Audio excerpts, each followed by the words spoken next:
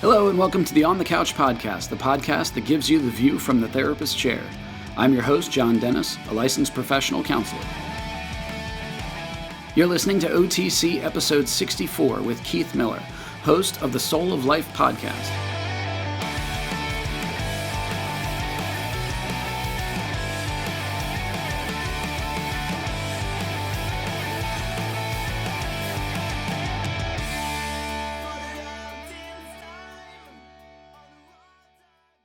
Welcome back, OTC listeners. Thanks for stopping by for another episode.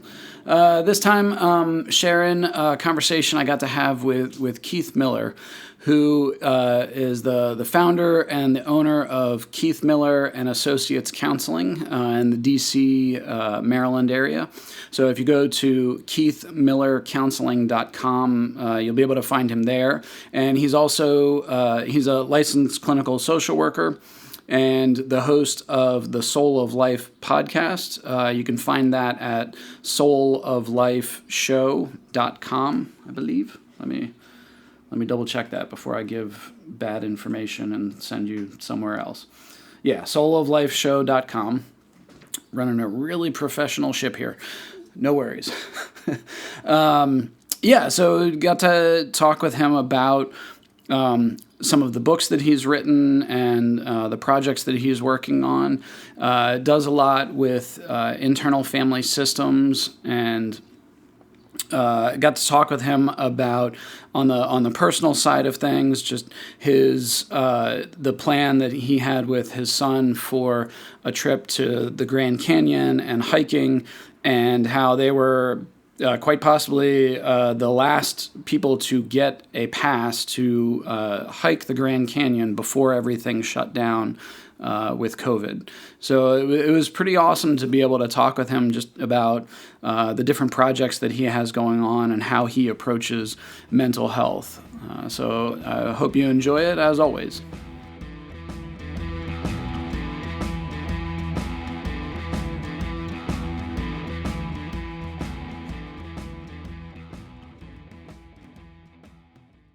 All right, well, OTC listeners, I have here on the show today Keith Miller, who is an LCSW in the D.C. area. He is a host for the Soul of Life podcast. He's an author. He focuses on integrative couples therapy. You're doing it all. Welcome to the show. Yeah, thanks, John. Good to be with you. Yeah, I'm glad we were able to put this together. So how have you been? How's the practice? How's Things life? are busy. I don't know if you're finding this too, but it's busier than ever, John. I mean, we are. It's one of those strange fields that we're in that the inverse relationship. Yes. Yeah, you never want to be happy that we're so busy because it means so much is going on with people and people are struggling. But we're all going through our different things personally, and I know I am, and dealing with this in different ways. That's something we can touch on today, but it's it's a very strange time. I'm in learning mode constantly, it seems like. Yeah, and it's like you said, sort of that you almost feel bad saying like, yeah, business is great, but that mental health wave piece of the pandemic is, I find it's still going. It just seems like it's still rising. It really is. And yeah. I mean, during this, you started a podcast. So, like, what were you thinking? yeah, I did.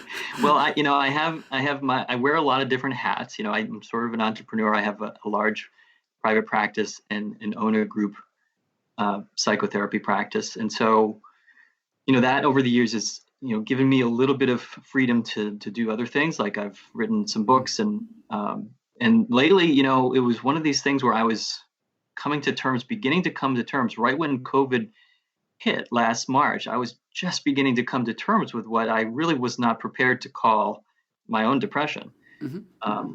And as a treatment professional, I'm sure you can relate to this. It's hard for us to be on the other side of the couch oftentimes. Yes. I mean, on the one hand, I sort of enjoy it and I feel like I'm maybe a good patient, but no, not really. I think there's a performance aspect too. For me, it's difficult to really just open up and let go of what I know should be happening in my own therapy. And so, I mean, long story short here, but just to take you to the podcast, starting, I started that, it's called The Soul of Life, because, as I began to get in touch with parts of me that I realized I had forgotten about, that began to take me on a journey which is still deepening, sort of parallels this trip I took with my son to the Grand Canyon. It just keeps going and going and going deeper down. And, for me, it was a way of opening up energy, John, and recognizing that it's okay to turn inside of ourselves and look at what's going on. And so I started the podcast as a way to bring people together who are also doing that, people who are on their own journey in whatever their career is, in science, physics, athletics, business, and of course psychology, and bring everybody together to talk about how do they do life in a way that doesn't burn them out. Wow. As that's what I wanted to raise attention to as healers, that we're human, and we don't have magic coming out of our fingertips. Unfortunately, no. Yeah. And I'm really glad that you were, honest about that and shared that. Because, so often I think we as, therapists and social workers, a lot of times we kind of lie to ourselves. We're like, oh, I'm a really good therapy patient because I know this stuff.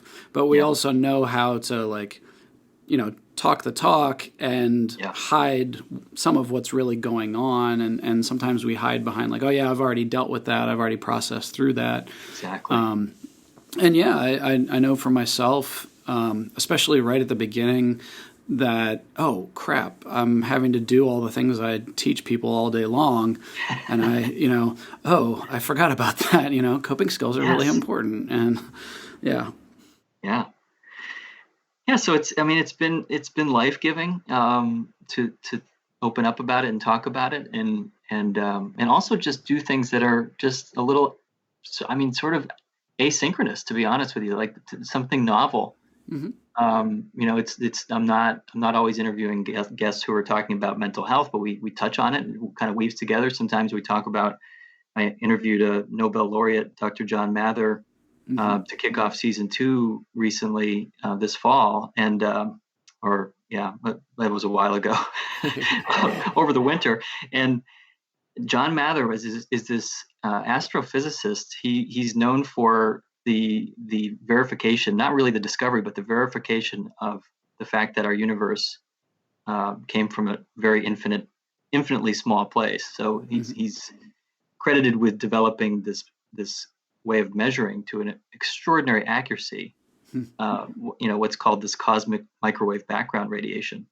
And to me, that's just fascinating, that we can look at science, we can look at ourselves, we can either look really far out into space and to the very furthest, most earliest light in the universe, or we can look at what's going on in our body, the cellular activity, the very smallest activity, and we can see amazing things, hopeful things. We can see awesome things.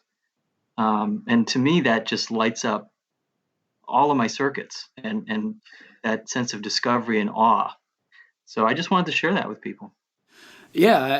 And there's so many things, obviously, that, mental health touches everybody. It's, that doesn't just stop because you're an astrophysicist or, self-care or relationships, right, or, life experiences, whether that's grief and loss or, that's just part of humanity. So I think it's so cool that you found a way to, incorporate that in and pull in all the different, professions and different, aspects of, life and work and things like that into the passion for the podcast. That's so cool. Yeah. And in terms of the books that you've written now, those are more focused on the integrative couples side of things? Yeah. So my first book was called Love Under Repair: How to Save Your Marriage and Survive Couples Counseling. And a little bit tongue in cheek, but having been through couples therapy and again going through it now, just because, I think everybody's underwater. Yeah. I'll speak for myself here, but the water's, we're taking on water in so many ways. And so, yeah, of course I'm in marriage counseling again.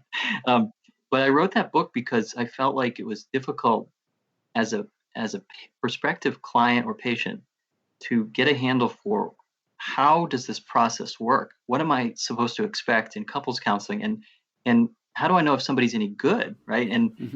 And for me, it was alarming. I suppose when we go and get training as professionals, we begin to realize how untrained some of course we were perhaps before that, earlier in our career, or other folks are, and how important it is to specialize. And couples therapy is one of those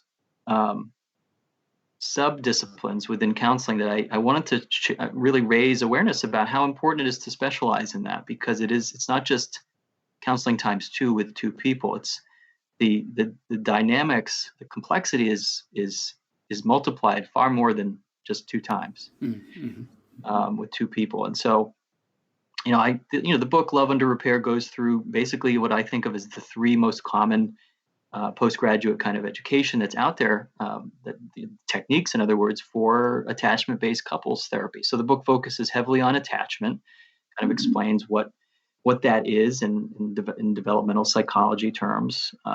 This idea that we do need each other. There used to be this, what I now consider sort of a mythology of codependency, sort of a villainizing of being codependent. And of course, there's extremes that are unhealthy, but we belong to each other. I think the science is telling us, the neuroscience is telling us, our brains and bodies and our immune system lights up in the presence of someone that loves us and that we love. And that love, love used to be a dirty word in psychology. It's always fascinating to me when I teach this. People's eyes just light up. They don't believe it. But back before, even before behaviorism, so we're going back to sort of Jungian days, and we're in the 1940s and 50s. Pediatricians, the most common advice pediatricians would give their parents as parenting advice was to never spoil your children. In fact, that was the biggest sin you could ever do. Yeah.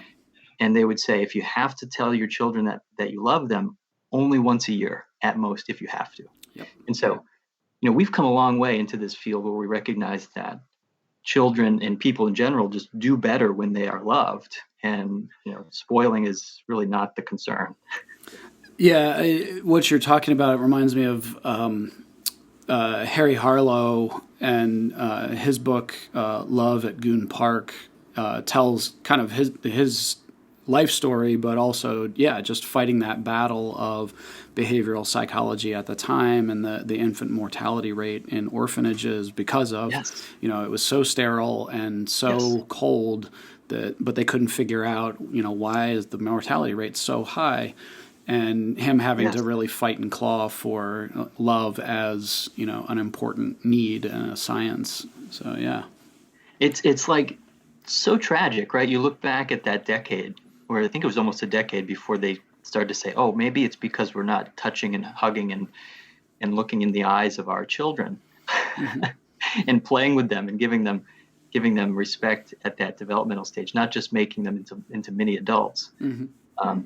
Seems so tragic, but we're just learning constantly. It's humbling to me because I look around now and I think, wow, we've got so many innovations. We're in this age of maybe the brain science, perhaps, and maybe even natural multiplicity. That's another area that I love to teach on and talk about. IFS, internal family systems therapy. This idea that our brain is capable of, I think we all know this. We have this experience of being able to do many things at once. But the old model used to be that we try to get somebody into a unified state as if somehow they are just one monolith of a personality. And now it's we're realizing that no, it's okay. We have these parts of us, we have these compartments, if you will, and the goal is not to get them to all sync up and force together, mash together into one whole. It's to integrate, and integrating means having conversations and opening up these parts of you that you may not like, opening up to them. So I'm humbled by what we don't know. I'm sure that people will look back and our children, our ancestors will. How did they not know this? Yeah. Yeah. Sure. Yeah. I mean, there's, to that topic of couples counseling and, going to somebody who has certification and training. Yeah, it's a lot of times from this end of it, it's a little terrifying, when you supervise or do consultation. And from the public side of things, yeah, it's just a lot of times we don't know what we don't know kind of thing. Mm-hmm. And yeah, you can just, I got my license and I decided I'm an expert in this. And I started creating content or, saying that. And, you can, a therapist, a social worker can really do some damage if they don't have specific training in a certain area. So, yeah. Yeah. Mm. And in terms of the couples counseling, your practice, how has that been impacted in terms of COVID? I know we said, the mental health wave, so lots of referrals, mm-hmm. and also just the complete shift to teletherapy or a blend, or what's that been like? Yeah, we've been 100% remote, so doing a lot of it on Zoom and whatever other platforms therapists use, and it's worked surprisingly well. I was shocked at how nimble it was, and that we were able to respond to people. It's at the end of the day, we're staring at a screen, and so I think some part of our body knows that, and we've got to find the ways to recognize that and make adjustments and so forth. But it really works. I mean, we've been very successful with it. Some people are beginning now to want to get back. Most of us are vaccinated, and I'm so pleased to see that rolling out. And I'm hopeful because we need that connection. I think it's a time for innovation also, John. I've heard people meeting with children and families now that the weather's warmer outside, like opening that up. Going for walks. I mean, things that, in social work, we would do all the time with our clients in the community mental health arena. You just sort of go into their house, show up, and, sort of flexibility of care. And I think COVID has forced us to do that. And, definitely the necessity is the mother of invention and flexibility. So, and it almost made me think of, back to college with when it was warm out and your professor would, take you outside for classes. I used to love that. Yeah. Class outside. Yes. So in terms of couples, what have you seen as the impact of the pandemic on the couples that you're working with? Are there any trends that you've seen or, things that have really stood out to you? You're listening to OTC episode 64 with Keith Miller, host of the Soul of Life podcast. We'll be right back after a brief word from our sponsor. Would you like to talk to a counselor but can't find the time? Would you rather talk to someone from the comfort of your own home? If so, Parenting and Family Solutions is here to help. We now offer teletherapy to all clients who reside in the state of Pennsylvania. Using our secure portal, you can have a video session with your counselor using a laptop, desktop computer, or smartphone. Visit our website to learn more at www.parentfamilysolutions.com or give us a call at 717-602-5560 to see if teletherapy might be a good fit for you. Let us help you build a stronger family and a healthier you. So in terms of couples, what have you seen as the impact of the pandemic on the couples that you're working with? Are there any trends that you've seen or, things that have really stood out to you?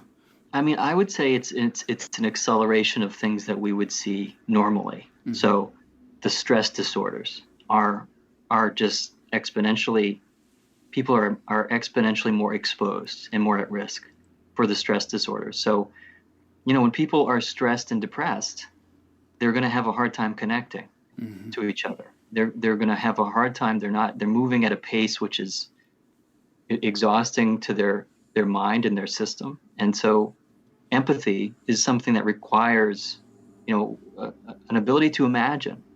And we can't imagine things, so we can't have empathy if we're moving at 60 miles an hour in a conversation, because we've got kids, we've got to get them. We're dealing with kids and the problems that are coming up at school. We're any list of things: job insecurity, food insecurity, health problems, people losing loved ones. There's so much grief, and I want to mention grief here. So we're doing our job to help people slow down and say, you do have time to notice things. And I think that's our duty, John. And I wonder what you would say about this, but as counselors, I'm reading this wonderful book right now called The Wild Edge of Sorrow by Francis Weller. And it's just a wonderful book. Its subtitles, The Rituals of Renewal and the Sacred Work of Grief. And he has a quote a section I just wanted to mention here, talking about grief, because I think a lot of people don't call us up for marriage counseling and say, oh, I need grief counseling. But that's often what's going on, is there's something that they're holding on to that they won't let go of, or fighting. That's what our fights are about in the wider culture. We're grieving something, and we don't want to lose it. We don't have the rituals as a community to do it together and say it's okay. So Francis Weller has this little sentence here that I highlighted. It says, bringing grief and death out of the shadow is our spiritual responsibility, our sacred duty. By doing so, we may be able to feel our desire for life once again and remember who we are, where we belong, and what is sacred. Wow. I mean, that's why I do what I do, Yeah.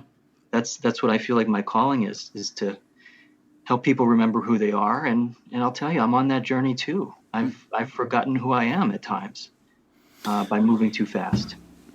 Yeah, I always really connected with Lori Gottlieb's her TED Talk, where she talks about the therapist as the editor, helping the person, and as the author sort of edit and narrate their story.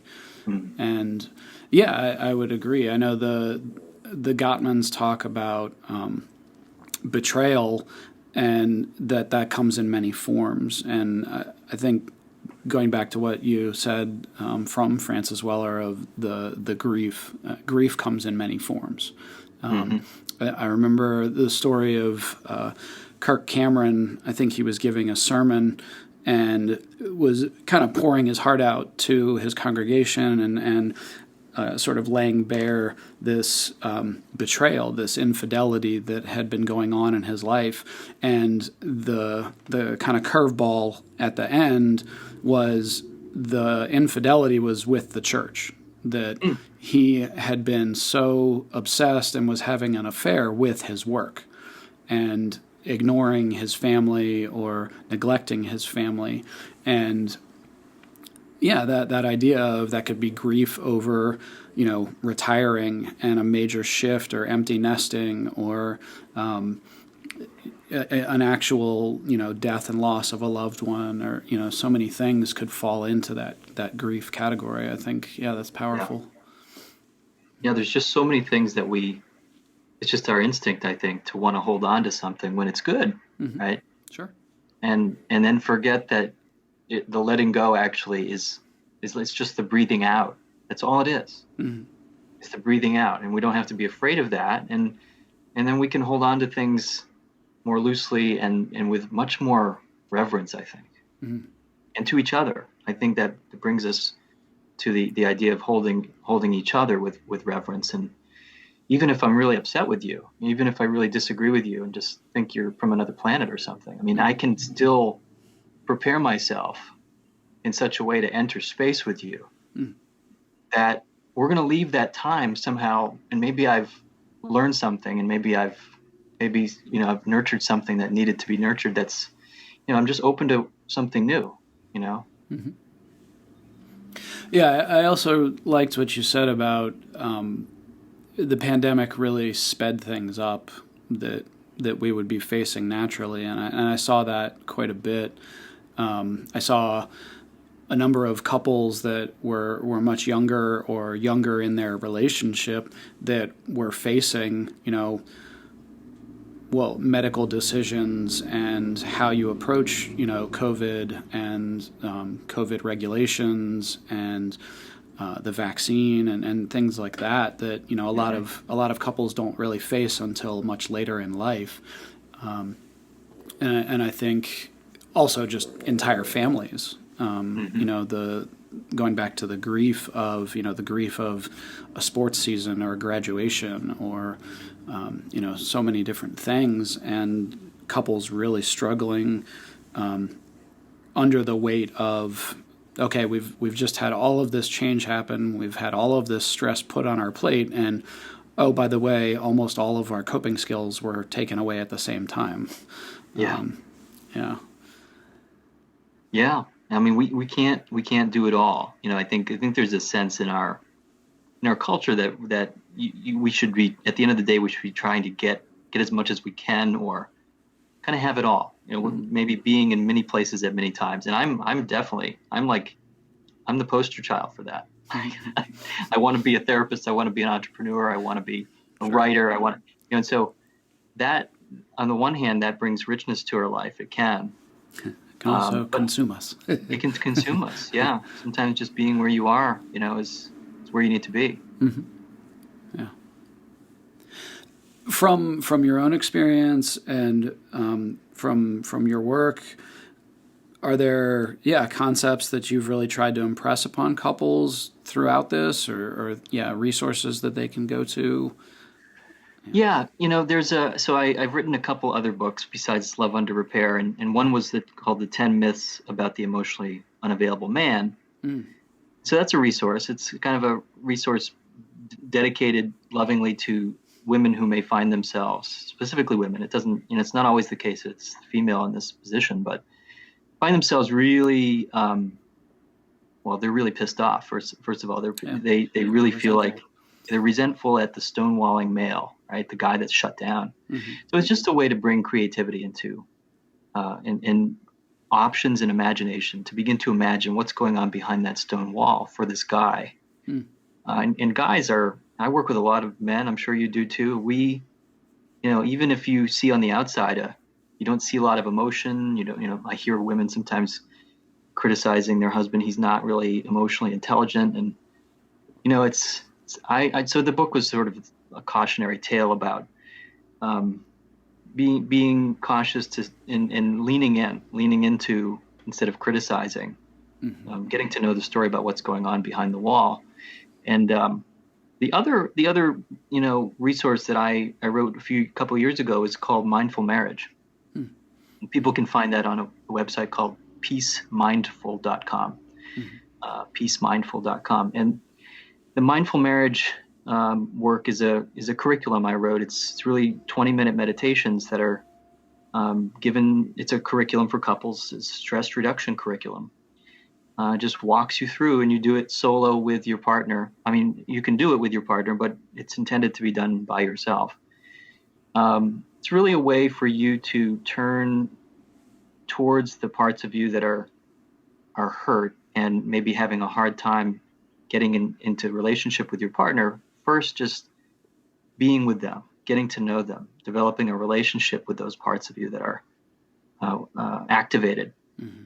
And then it begins to teach, at the very end of the course, teaches the idea that, okay, once you've found yourself and remembered who you are, then turning towards your partner. So that little dance move is one that I do constantly in the mindfulness-based couples work that I do, which is first attend to yourself before reaching out to the other. Attend, and what that means is look at what's going on and begin to notice all the parts, the multiplicity of things. Start to admit that there's probably more than one thing going on for you. When I approach you and say, hey, John, I need you to do this, or I could really use this from you, instead of doing that right away, which is kind of a weak position, we think it's strong by going out to the other person, standing up for ourselves. Mm-hmm. But first, we've got to really identify what's the agenda we've got? What's the fear? What are we afraid of? And if I can work with my fear and help myself connect to who I am and maybe some spiritual resources, then I can turn to you with a little bit less fear and say, hey, John, I do need this thing from you, but at the end of the day, I think I got it. Mm-hmm. So it's not going to be sending a fastball at your face in conversation. It's going to be playing catch. Mm-hmm. So that's a resource that's out there, Mindful Marriage. But that's what I do with couples a lot, is I'm just helping them begin to open up space inside themselves. And of course, open up space and slow down the dialogues they're having, have a little more patience with each other, and learn to listen.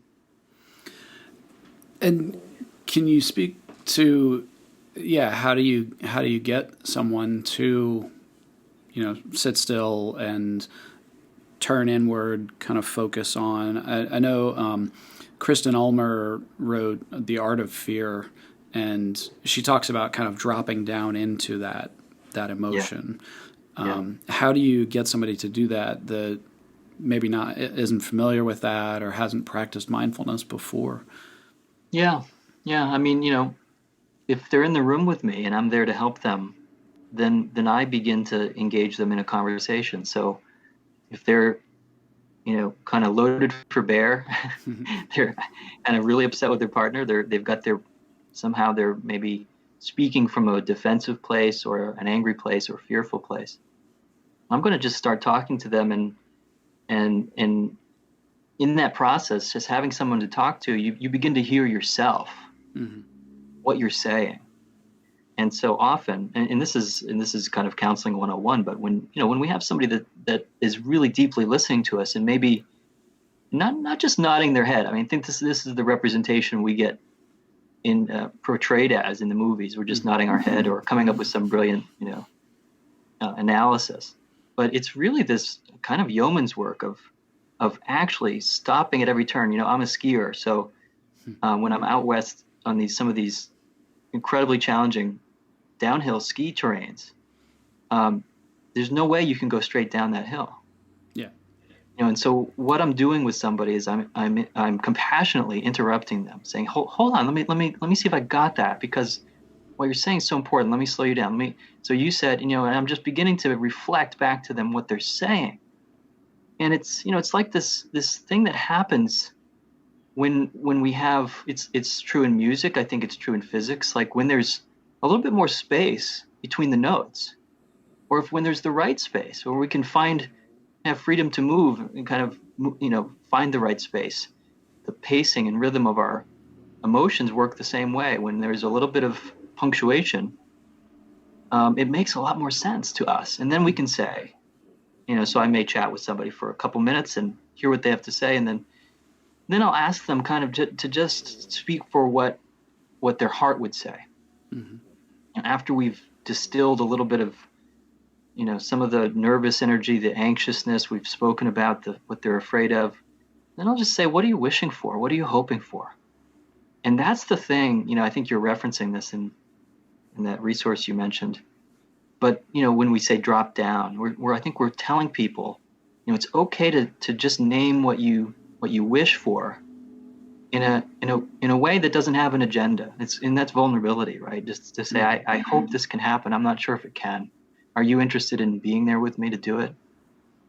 It's so different than saying, I need this to happen, and if it doesn't, I'm out of here. It's like, it's such a different conversation. Sure.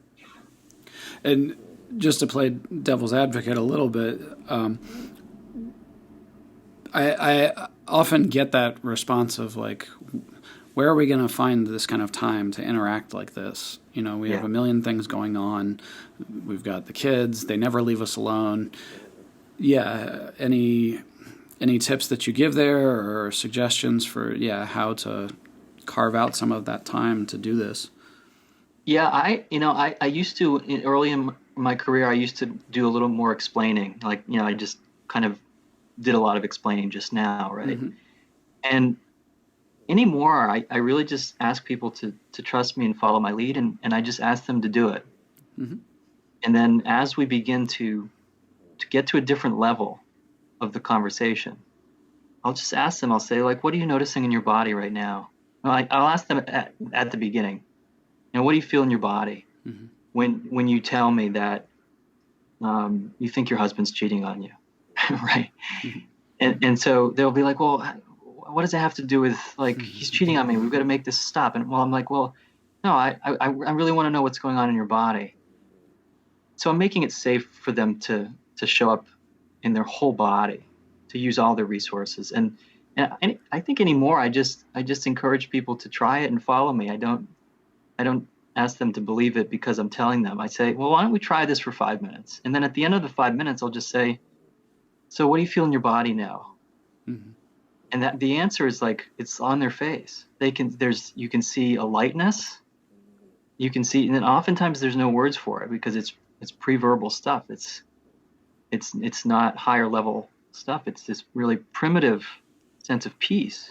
Mm-hmm. And when somebody has even like, I think 1% taste of that, like just a toenail, half of a toenail dipped into that experience, they're like, oh yeah, I'll come back here. I'll do this again.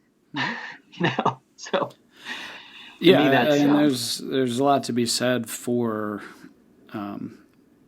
that intimate connection and the vulnerability and interacting in those ways. I always tell couples that you can't really quantify what that does for your relationship and how much it connects you. Right. Yeah. And some people aren't, when we sort of preach vulnerability, which is good, it's the right thing to do. Now, on the other hand, people are like, screw that. Yeah. Frankly, it's like, thank you.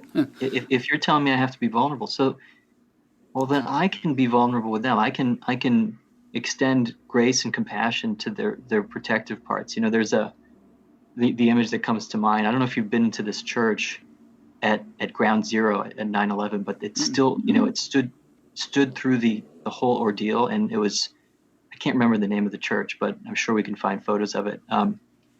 And when I visited there, they kept the pews that all of the workers, people it became a sanctuary for all the workers going into Ground Zero for like a year. And all the workers had their tool belts on and tools, and they would just literally come in and collapse on the pews. And so these beautiful wooden pews became so destroyed. And they kept the pews, John.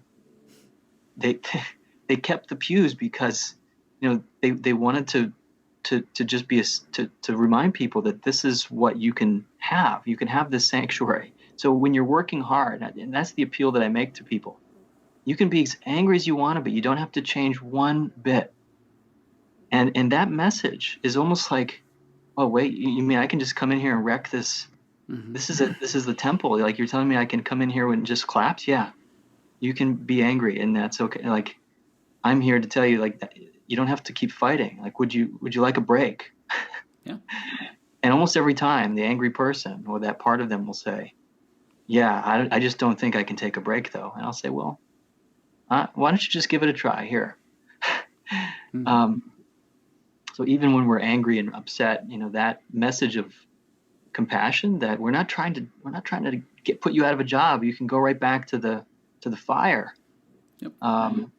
But would you like a break? Would you like a drink? Would you like to sit down while you're, yeah. Well, and all of a sudden the anger just changes a little bit. So we didn't have to come in and say, you can't be angry.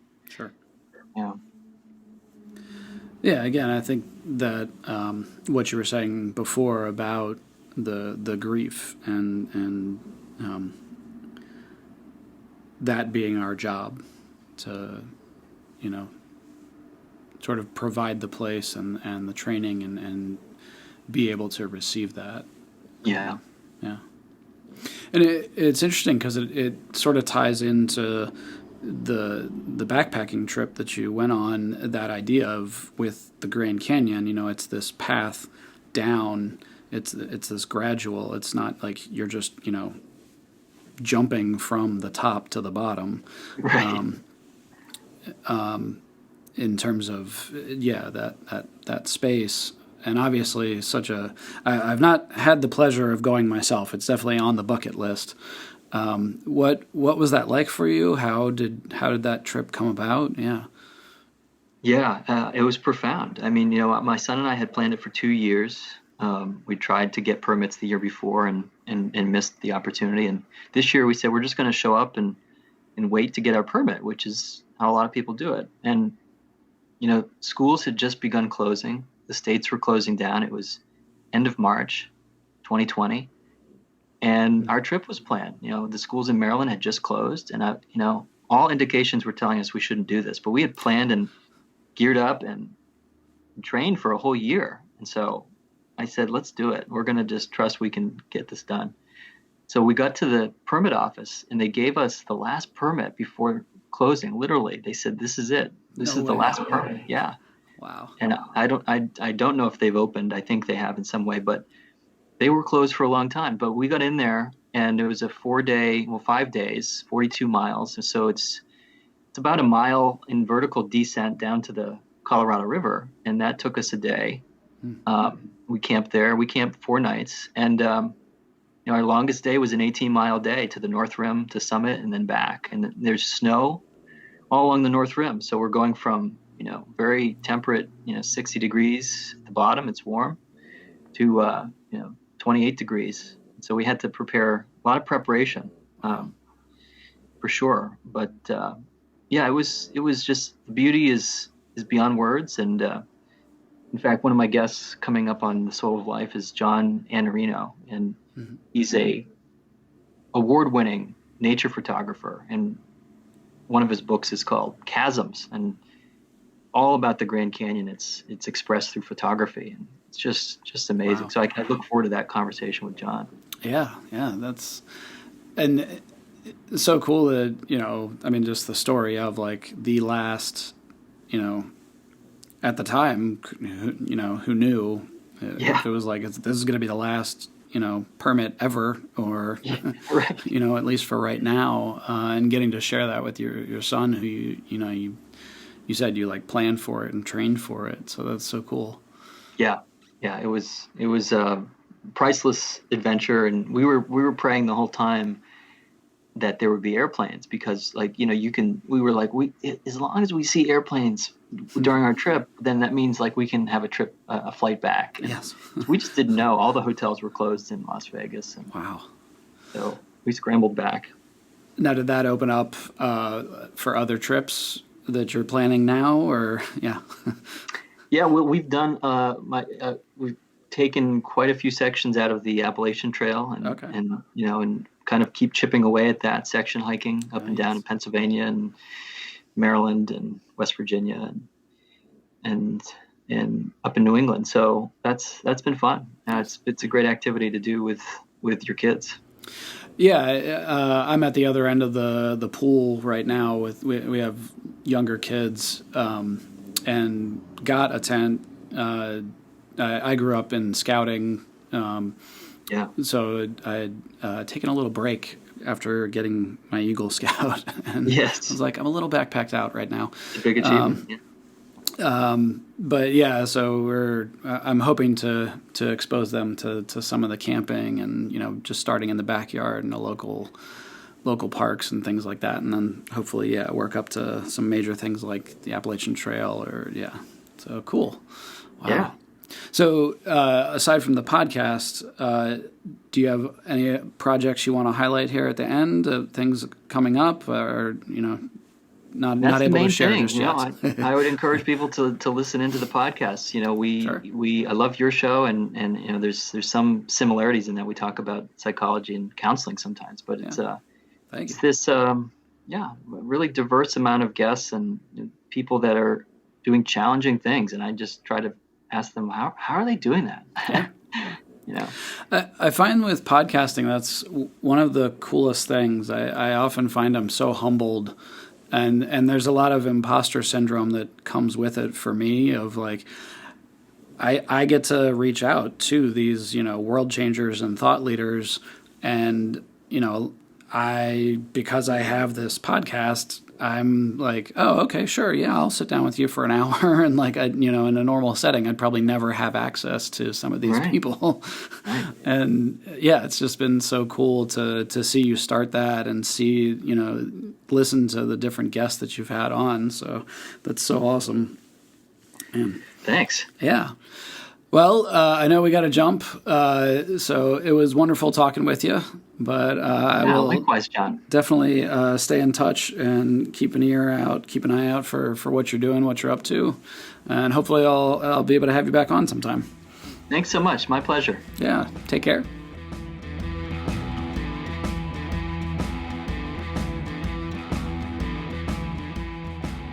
All right, that is the show. So another episode done.